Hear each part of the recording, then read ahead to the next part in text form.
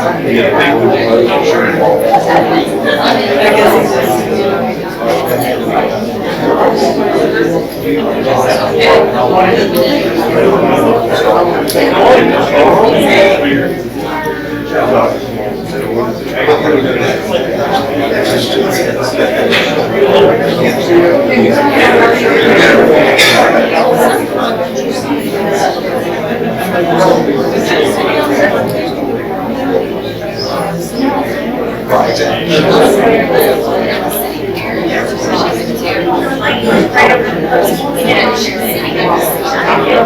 I just want to make sure.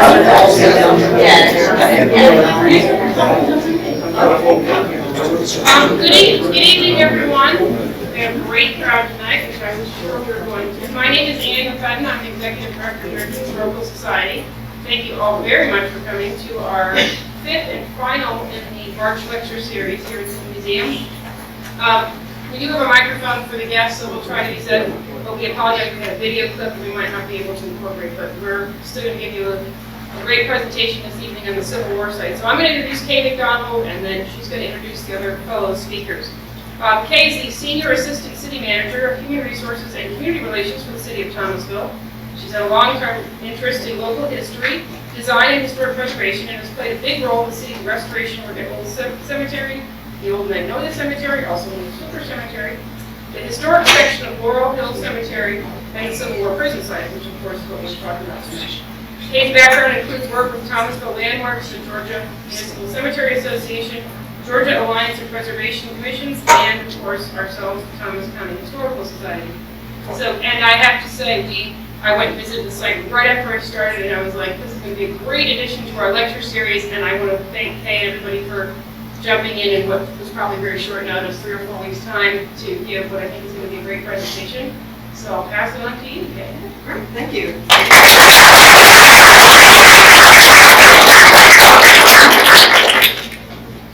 I see a lot of familiar faces in here, so that's always nice, and even though one of them I can see John Wood. So, but I want to thank everyone for coming, and in particular, I have my A team with me. This is a collaborative. Can you all hear me? Okay. Yeah. Okay. You can use the mic on if you want. Okay.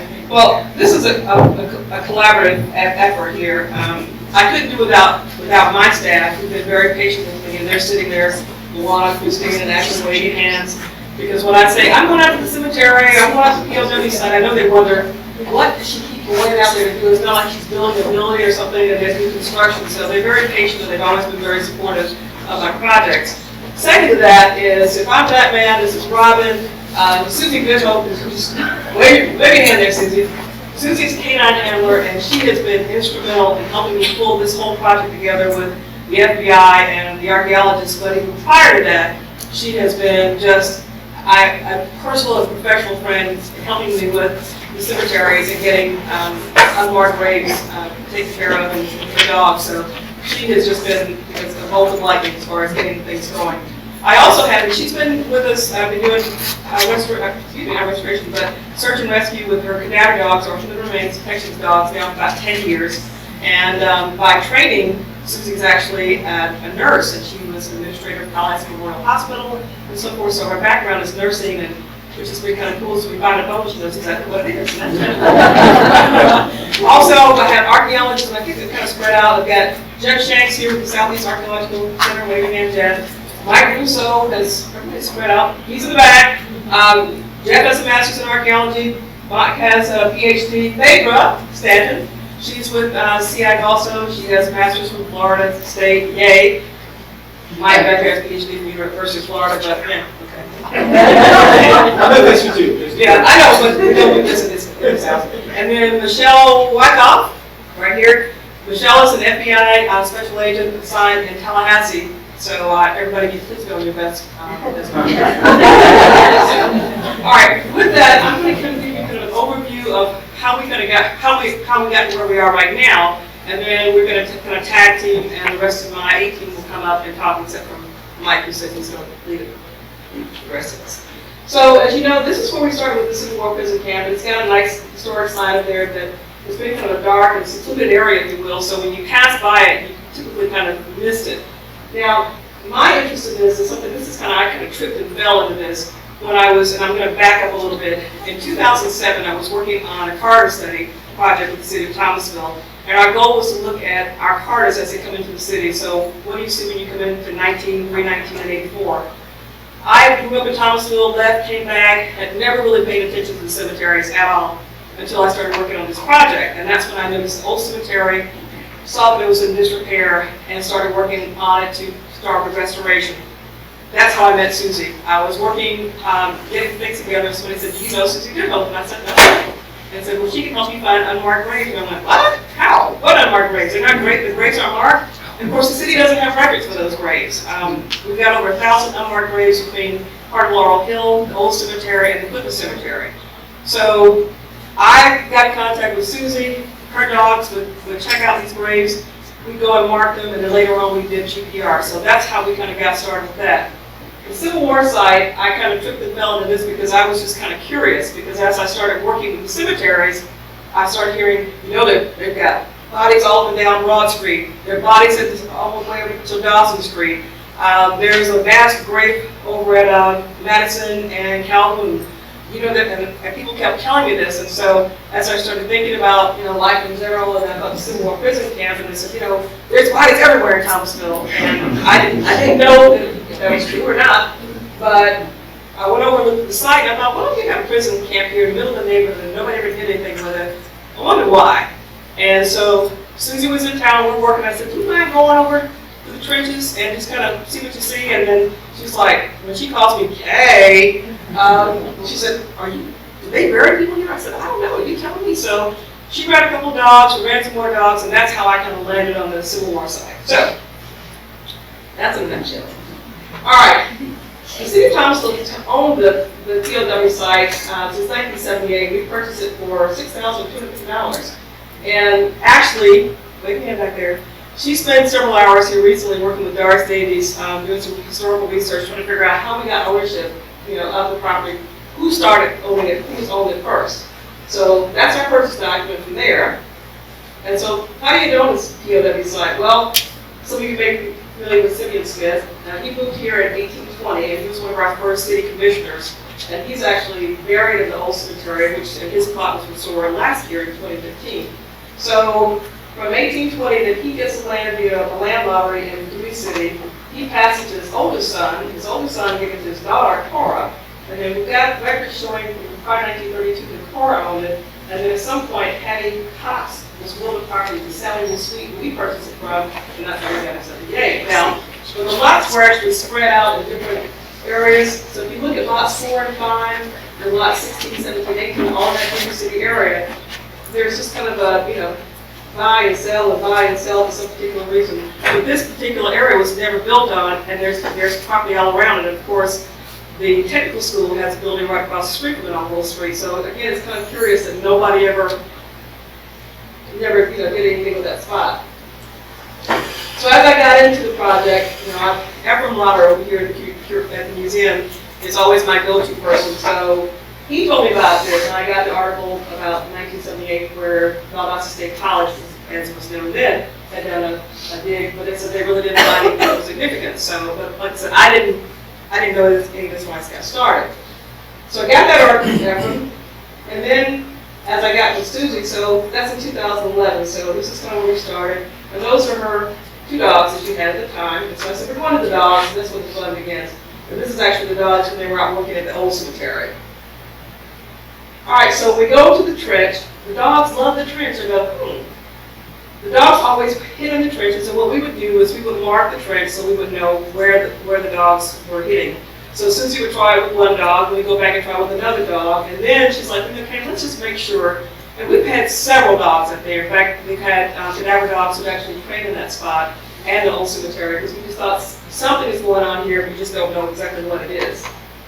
So in March 2012, Susan wrote an article in the AKC Gazette about working here, and then in June 2012, I'm sorry this is not as clear as I'd like it to be on here, but MedTech Forensics had a law enforcement seminar here in Thomasville, and it was attended by law enforcement officers from North Florida and South Georgia.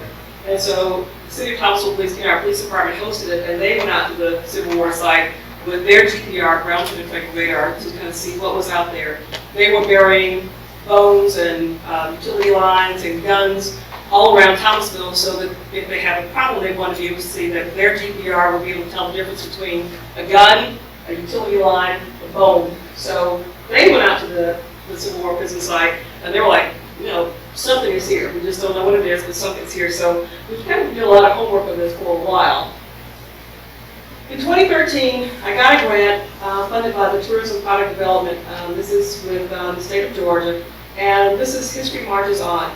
The reason I wanted to do this is because people didn't know how the soldiers got from Andersonville to Thomasville. So the sign tells you this is how we got from point A to point B, where they came, why they were here, and then it also has some maps in there. I went to Andersonville for a visit. They got some maps, and of course, I called Ephraim and I said, I want to make this thing as accurate as I can.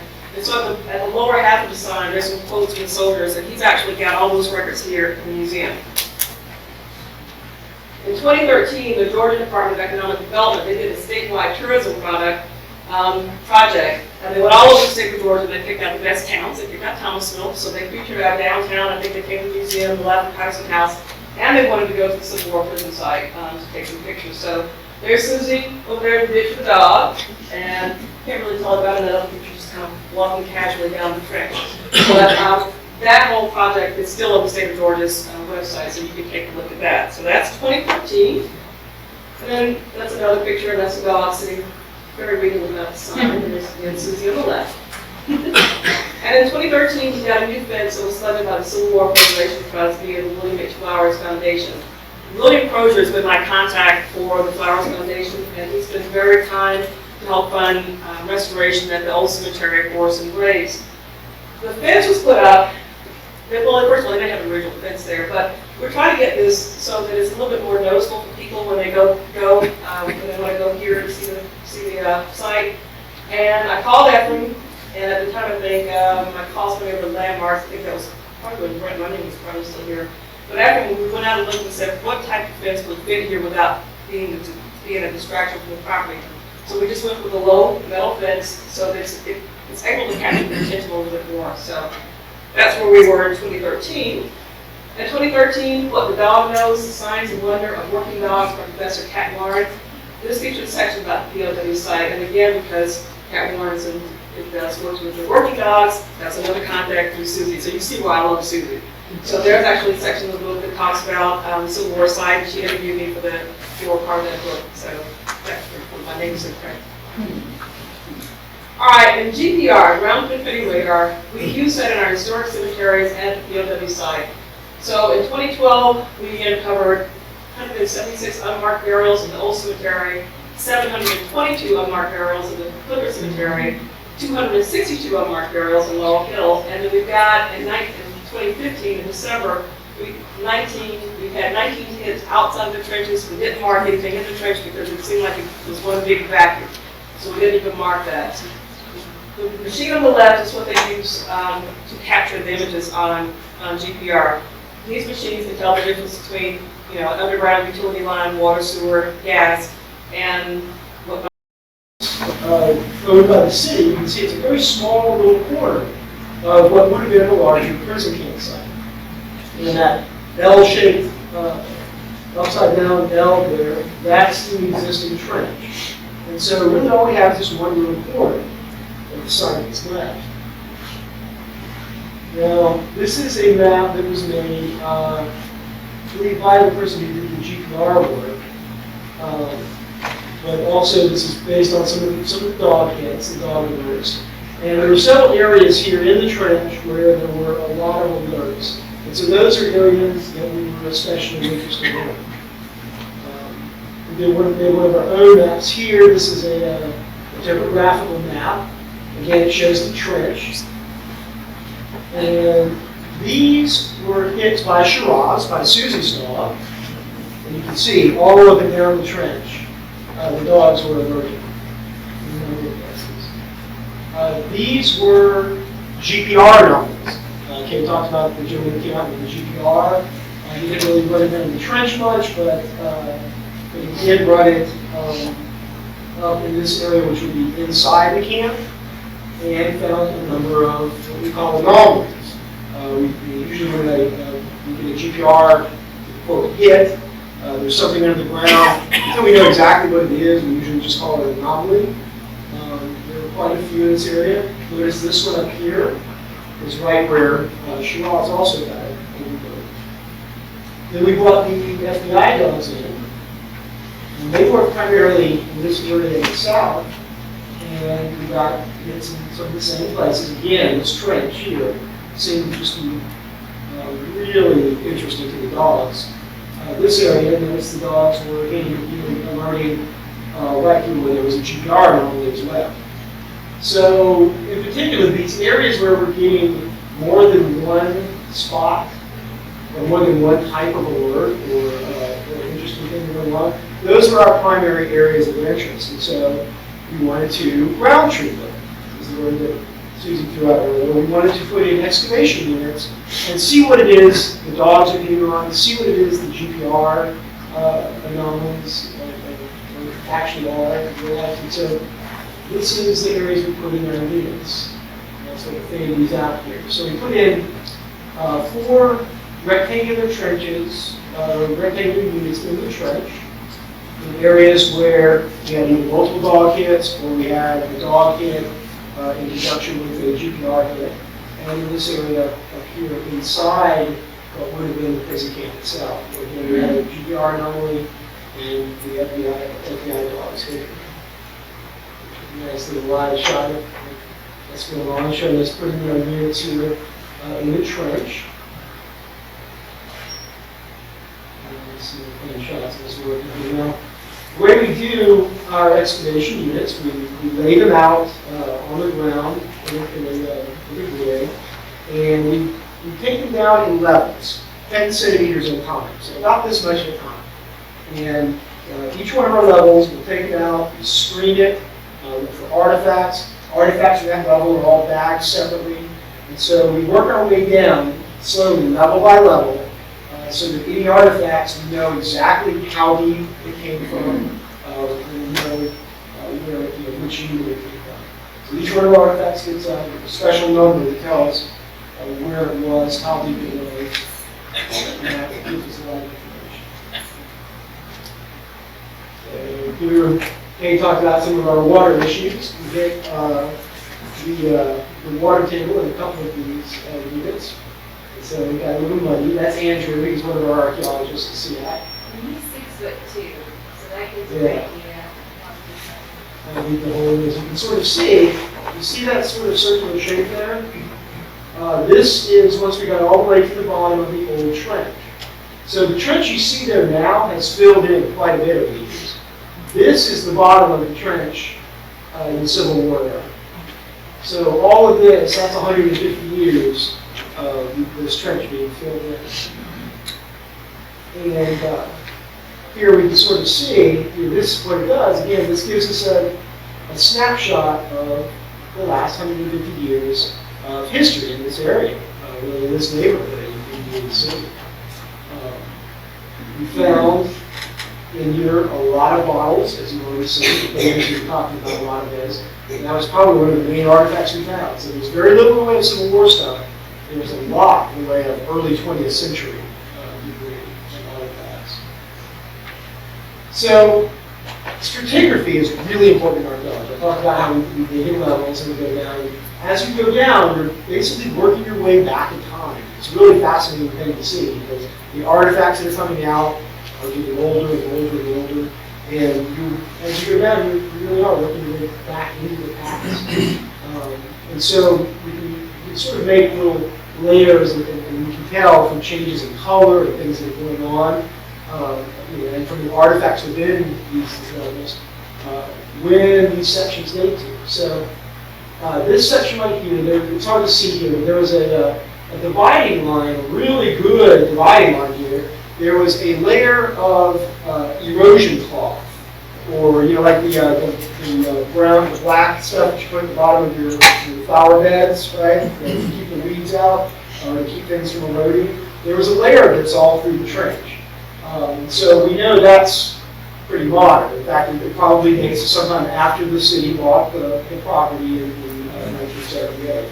So probably sometime in the 80s they came in and put this erosion cloth in here to keep it from washing away too much. So we know this top layer up here is fairly modern. We found modern cans and things like that in there. Then there was this dark level right in here, and this was mostly mid-20th century debris. More modern, you can see modern granite in there, the bottles and things like that. They were more from the 50s, 60s, that sort of thing. And then there was an interesting change in color right here. This level, when we got down to this level, this was a mix of sort of red clay and other stuff, but this is where we're finding a lot of the bottles. Lots of early 20th century bottles, so from the teens and the 20s. So this is sort of early Dewey City history here. That neighborhood was really started in the 1890s. And with this earliest level down here, these are artifacts from the beginning of that neighborhood. So we get to the bottom, this would be something here in the late 1800s. It was much less in the way of artifacts. It was just modeled clay. And then at the very bottom, we've got undisturbed clay, sterile clay. So we know that this line right here, this is the bottom of the original trench from the Civil War era. Because they dug it down into the clay here, and then it slowly filled in over time. So that's the base of the trench right there. Now, we didn't really find much in the way of actual Civil War artifacts. And if you think about it, we really shouldn't expect to. They were here for about 10 days. And they didn't have much stuff. You know, these are POWs. What we did find that was kind of interesting, and we found this in multiple units, was a burn layer. There was a dark layer of soil and charcoal, and in areas under here, the clay on the bottom of the trench showed signs of being burned. It's like they fired. And so it may be that dates from the prison camp. There is a historical record. It's not really, it's mentioned in one of the books that the camp was burned when it was abandoned. When they left here to go back to Andersonville, they burned everything. Now there wouldn't have been much here to burn. Maybe some tents and blankets and things like that. So that is of interest to us. And we found this layer in most of those units, all through the trench. This very thin layer of burning. Here's a close-up on it. And this is sterile clay underneath here, and then there's this dark little landscape at the bottom. So, one of the questions, one of the things we thought about immediately is, could it be, we didn't find any obvious human remains, we didn't find bones, we didn't even find teeth. Somebody mentioned that teeth should survive, and we didn't find any. And that doesn't mean that there aren't any there. When we put in units in certain areas of the trench, we didn't dig up the whole trench. But one possibility is that maybe they burned some of the bodies. That may be, as I said, we do know that there was a smallpox outbreak here. And normally with smallpox, you would burn things like bedding and that sort of thing. Would they have burned bodies? I don't know. That's a tougher call. It is certainly possible, if unlikely. It is possible. So what we have done is we've taken samples of this layer, and we're going to send it to a chemist who specializes in this type of thing, and trying to, he's actually working with the dogs, to try and determine exactly what chemicals, what compounds it is that the dogs are hitting on, and smelling and detecting.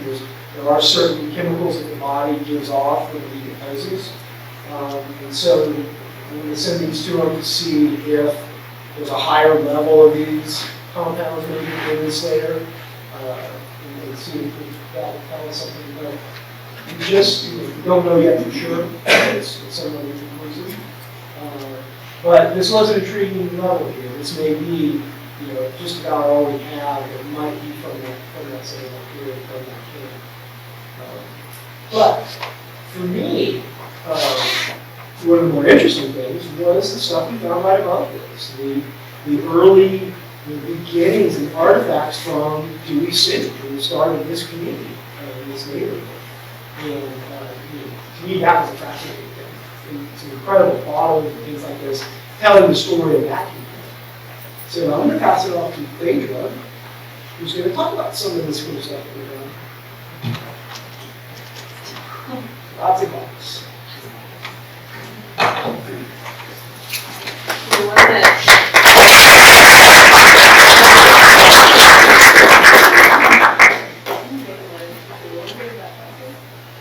So the one that was mentioned earlier in both Kay and with Susie was the Dr. Kilmer's Great Swamp Root Kidney, Liver, and Bladder Cure specific.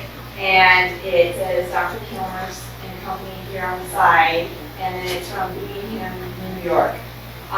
This bottle and this style, and it's funny because this right here is actually a kidney. It's been embossed on here, so this is the shape of the kidney. And it says all that in the side and then on the edges as well. The great thing about bottles, as an archaeologist, when we find artifacts, it's not always written on there what it is. So when we find something like this, it's like, oh, I'm not going to do that much research to figure out what it is. So Dr. Kilmer's, he was a homeopathic doctor. In other words, he worked with a lot of natural remedies and stuff.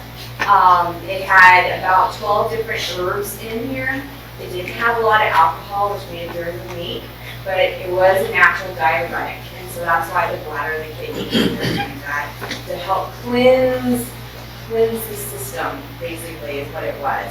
And so for those of you who are older, probably familiar with bitters and cures and tinctures and elixirs and syrups and stuff. And so a lot of the bottles that we found in here are actually those types of bottles. And this one in particular is, for most bottle collectors, they have one of these because it was so highly manufactured. So about 1878 is when Dr. Kilmer started his company. At first it had a flat face on it. It didn't have a little kidney beak on it here and everything like that. It was embossed. It was flat and it actually had a paper label on it. Then when he began to mass produce it, that's when they began embossing it. But it still had a cork instead of a twist top. So it would have been a cork with a wax on top of it. So none of our bottles that we found in this had their contents still intact. They are all empty. So some of these other bottles here, most of these are almost all either apothecary bottles, medicine bottles here, these dark brown ones here. This is actually a soda bottle, and you notice it's completely round on the bottom.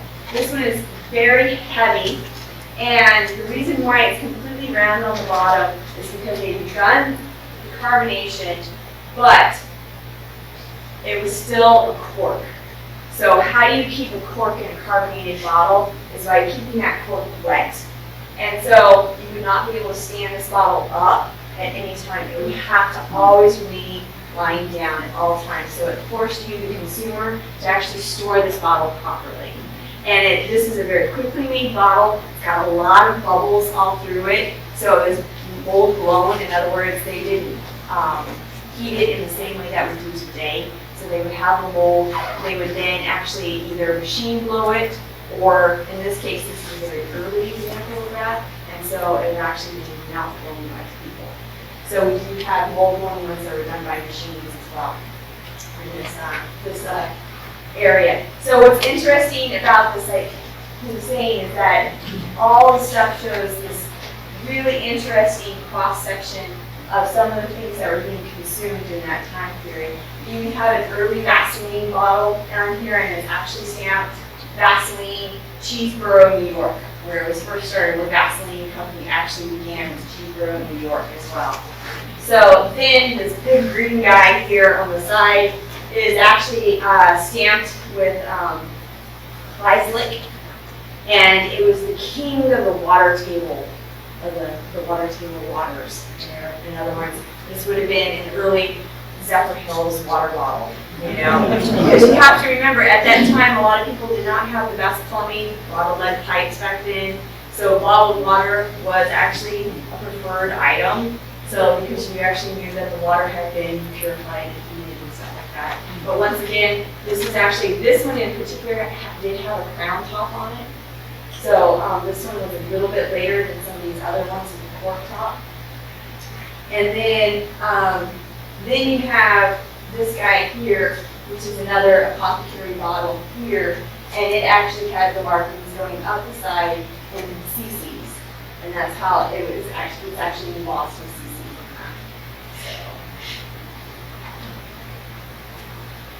that. Okay, so more of the glass bottles and glass jars. So this cool one down here, right here, this big guy here, is this one here.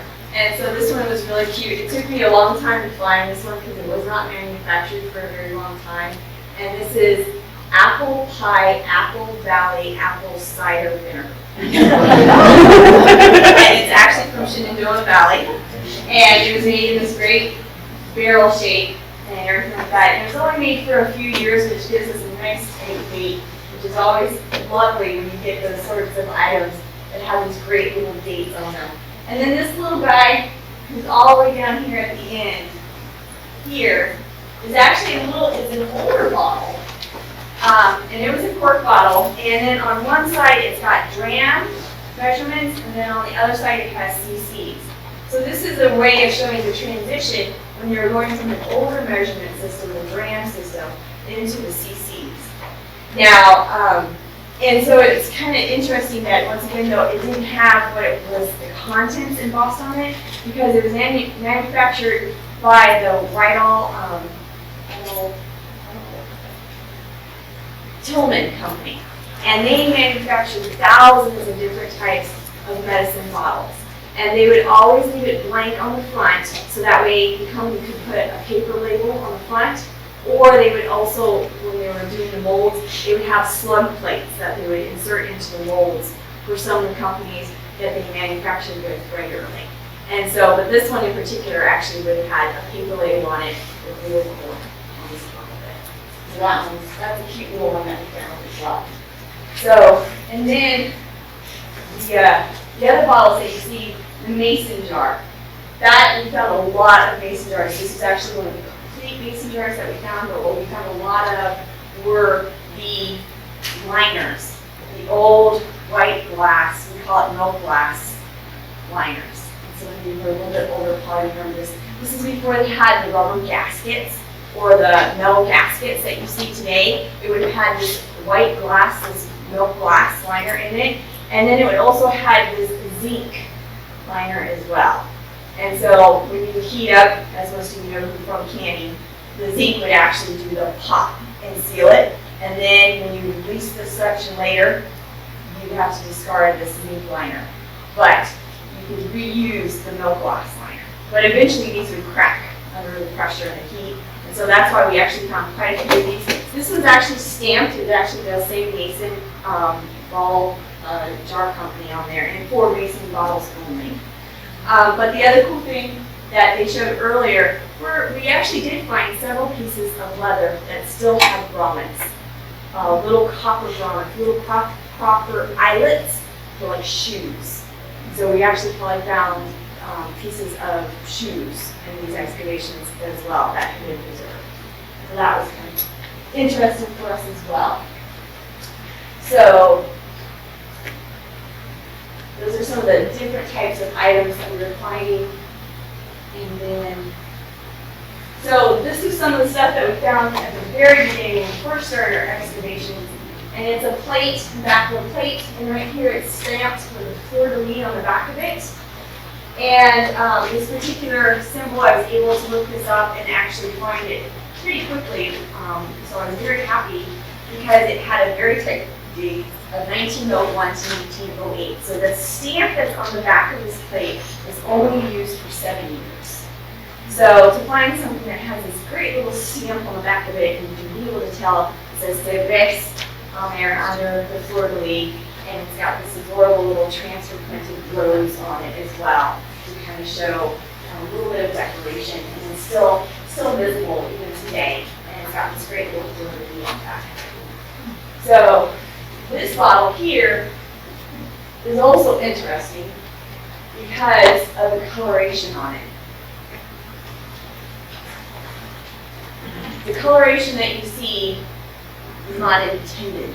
It's got a little purpley coloring to it. What it is, that's manganese that's been added to the glass. And when it's exposed to light, it solarizes, and it actually turns purple. One of the best examples of this is actually in Seattle, Washington, where they have the Seattle Underground, which is where a whole bunch of shops were actually built, and then as they lowered the mountainside to kind of accommodate the big slopes in that area, they started basically building up around the shops. And so then they actually covered up these old shops and then set glass into the top. So that way light would still come through the ground and people would start walking above, and they would see the ladders going down into these old shops. And they're all done in manganese glass. So as you walk along the streets of Seattle, it's all in purple glass. You see the purple glass reflected off of it. And this is also ended in about the 1920s. They stopped adding that. So we have a very good cutoff date for the time of this. And as archaeologists, there's that old saying, archaeologists are dating the old thing.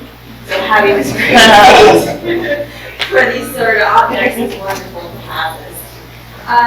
The cute little bottle that you see here on the side, this one is also interesting to us. This is one of the newer ones that we found. It's not as old as these other bottles, but it's a great personal item. It's from the Risley Perfume and Soap Company. Risley operated out of Chicago. They started in the early 1900s. They continued through the 1970s. Maybe some of you ladies have heard of the Gold Tassel perfume. That was one of their big products that they sold. They also came up with the hobnail bottles, which were like the spiky ones, the spiky glass bottles that you might have seen. They were the ones that first kind of introduced that style, and it became so popular that they stopped making it in perfume bottles and actually started making it into bowls and basins and all that kind of stuff. But this is a great personal item. This is a perfume bottle. It would have been somebody's pride because it wasn't something that was necessarily it was a luxury item. You know, it's not something you have to have. And so this is an advertisement from the 50s of the Risley Company. But what this says about this neighborhood, and like Jeff was saying, is it gives us an idea of what these people were buying, what they had access to, some of the issues that might have been affecting them health-wise because of the cures that they were looking for, the medicines that they were taking. We know that these artifacts can tell us of that neighborhood. They were purchasing items that were locally available.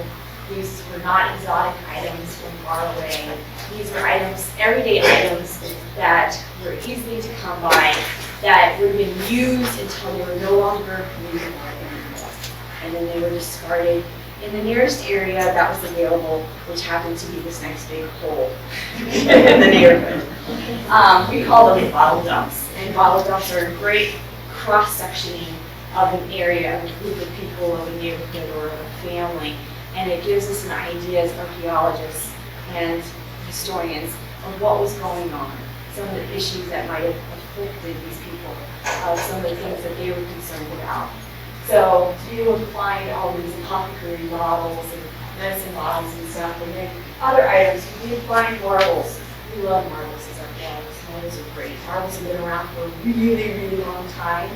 Started, the earliest marbles come out of China, and they were made out of clay. Marble games have been played until recent times, really popular. I always introduce kids to marble games and how they were used in the Civil War. For us, we look for, at Civil War sites, we look for marbles. And the reason why we look for marbles at Civil War sites is because that's when the games that were being played in the camps during soldiers' downtime. And as opposed to cards, they last a really long time. And depending on the way in which they were manufactured, we can know the time period as well. This particular one, no, I sure didn't.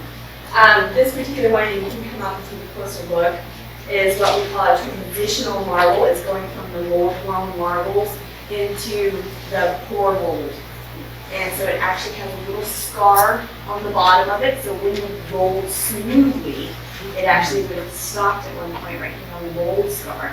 And where it had been blown, we call that a palmatier scar. But we love marbles. Marbles are great. And then we also have other things. We found pieces of coal.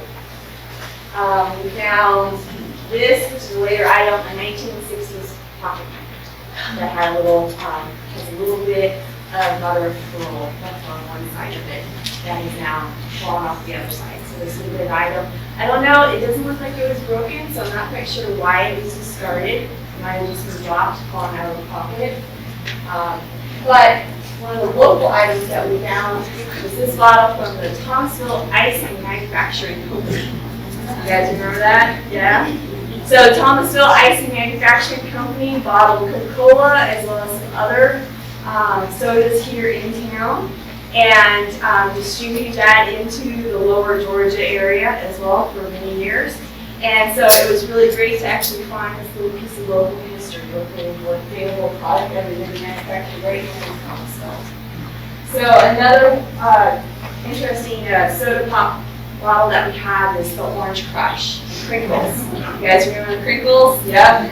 So this is another one. It's great that it was complete, the Orange Crush. This is actually one of the earlier ones, of the earlier versions that they came out with. This patent design was patented in 1920. This one in particular was manufactured probably between about 23 to about 27. So this is one of the earlier ones. And it had the embossing on the sides as well, but it still had crown top on top of it. So it was really cool. And the reason why we know about the age is that when they first started doing the crinkle ones, it didn't have an orange peel around its neck. And this one in particular actually has the orange peel, so we know it was a little bit later in the 1920s. And so it has this great little crinkling design, and bottle collectors actually call these one the style bottle crinkles. So, does anybody have any questions about any of the items that I showed? What about the archaeology? Or about the archaeology itself, what we were doing, so. What will happen to the artifacts that you find? What will happen to the artifacts? Will they be on display, will they come here to the museum, or will they remain in the box and archaeologists? What would you like to see happen with them? I would like to see them in the museum, it's right here. Do you think it would be appropriate here, or would you think it would be appropriate at the African American Museum that's across the street from the I site? think both places should have, you've got enough dollars, it seems like. One of the items that we don't have here with us today are all the metals. We found a lot of metal artifacts. We found an almost entire plow blade as well. We found wires. We found other metal lids from some of these jars, pieces of that as well. And we just haven't had a chance, it's only been a few weeks since we've been out there excavating. We haven't had a chance to process and clean them up, so they're not in very good shape. But that was also a lot of what we found too. The metal artifacts, we have a little bit harder time telling what they are because they have rusted so badly. But that is something else that we did recover some of as well. So, yeah. Yeah, just to answer your question, this is all city of Thomasville property, comes from there. So as soon as we're done analyzing it, it will go back to the city and that'll be up to the city what they do with it. But yes, I hope that both museums, some of the stuff is really good stuff that needs to be on display. And you know, this is your history. So this is all your history as well. So definitely talk to the city about what you would like to see done. So yes, thank you very much, everybody.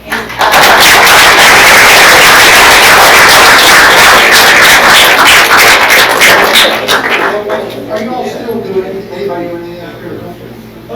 Not at the moment, but we're about to backfill these trenches. We'd like to do more, and that may be something we explore in the future. If we can get some more funding or some grants, do some more work, we'd like to. Well, we still think there might be human remains out there, even though we didn't find it, is that they talked about earlier. The ritual spread that smell out all over the place. So they're in the area, but there were human remains there in the area, and we just didn't have to find them. Right. The question is, and this is something that's kind of important as well, just because the dogs are allergic in this area, saying that there were human remains there, it doesn't mean they're still in there now.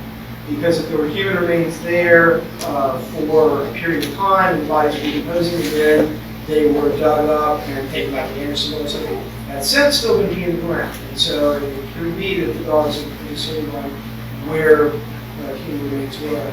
And if people were just dying in this camp, it could have been a day or two before some people even noticed that somebody was dead.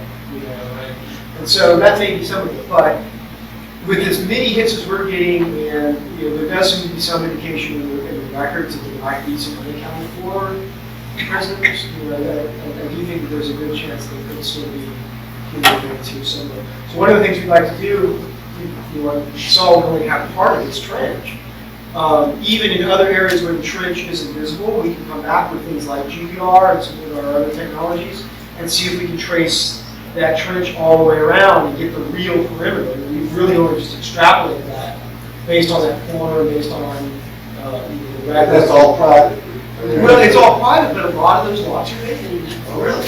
Yeah, and so there's enough vacant lots, and you can probably get in there and at least do the pieces of the trench all the way around. We might be able to get a better idea of the perimeter, and we can do more work with the dogs and see if there might be other areas that have potential for people as well.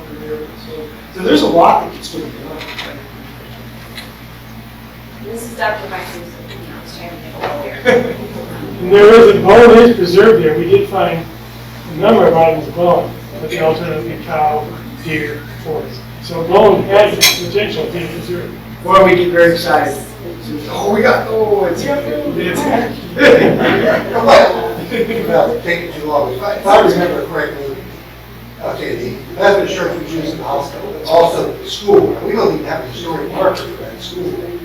Really? Now it should be, but it seems like if people died there, they also have trenches. Yeah, we know that some of the burials that were at the church were recovered. Yeah.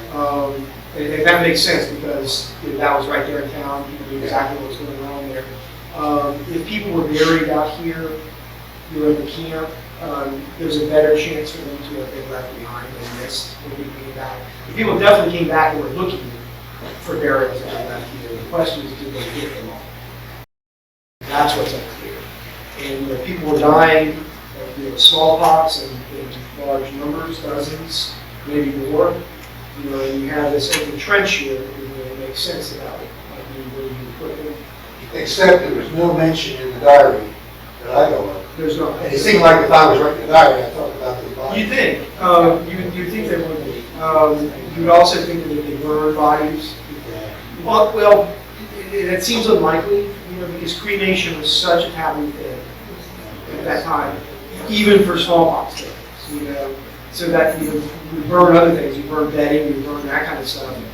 But people, it seems very unlikely. But a couple years later, they did find bodies just south of what they call the stockade. Right, when they came back. So they may have been taking the bodies out and burying, and they missed a few. Right. Since there's no designated cemetery just south of the stockade. But they did find a few bodies. The Union Army. So we do have records of the bodies that were found when they came back. But the big question is, did they find them? Now we know. And are these dog hits, are these just hitting on places where human bodies were at one time and they aren't there anymore? Or is it just that we're missing them because with all the roots and things like that, it could be anywhere around there, we're just missing them, putting in their trenches. It's a tough call. Thank you. I wanted to say thank you on behalf of the Museum and Historical Society today, and staff and everybody, and as a former archaeologist, it's very exciting to have this around the corner. I think it's going to be a great addition to the city, regardless of where things end up, although we can love for a minute here. And just thank you guys for coming out to the trip. I think it was going to be a great turnout, and it was. And thank you all for coming, and great presentation.